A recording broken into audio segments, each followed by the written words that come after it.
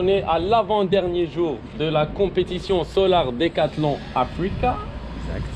Et je pense que nous allons faire un tour du propriétaire du projet Neopetra. Exactement. Voilà. L'équipe Neopetra, c'est l'équipe 100% marocaine qui participe au Solar Decathlon Africa. Donc notre idée c'était quoi? C'était de réussir plusieurs challenges africains, à savoir l'autonomie en énergie, l'aspect écologique et puis l'aspect aussi futuriste, intelligent de la maison. L'idée c'était de pouvoir faire toute la partie gros œuvre, principalement monter tous les murs en une période de 5 jours. Donc c'était principalement la raison principale pourquoi on a voulu collaborer avec Ecopasibat dans ce projet. Pour vous, qu'est-ce qui distingue ce projet par rapport à tous les restes du projet du Solar? Je ne sais pas si c'est ce qui différencie, mais je pense que s'il y a un résultat sur place, c'est qu'il dépend d'un travail d'équipe qui a été fait, des réflexions menées en groupe.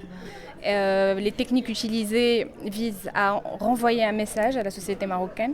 Quand la technique évolue, le matériau retrouve une nouvelle vie. Parce que le matériau en tel c'est quelque chose de brut.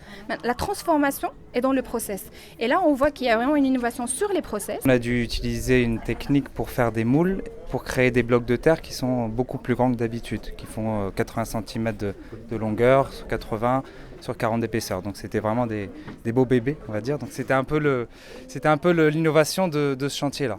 Aujourd'hui, nous, quand on fait des maisons de ce type-là, on a des références, principalement sur Marrakech.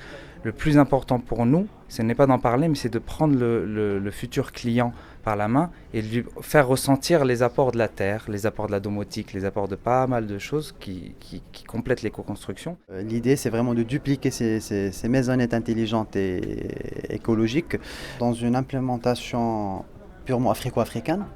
Et du coup, pour garder Neopetra son marketing perpétuel, nous avons décidé de rendre ce Neopetra, maintenant actuellement ici, le siège écologique de la Confédération des jeunes entreprises marocaines. C'est une fierté pour nous et ça va nous aider à enfin mettre la lumière sur l'éco-construction et arrêter de proposer aux gens des logements et des habitats qui sont finalement ni confortables, ni économiques, ni écologiques.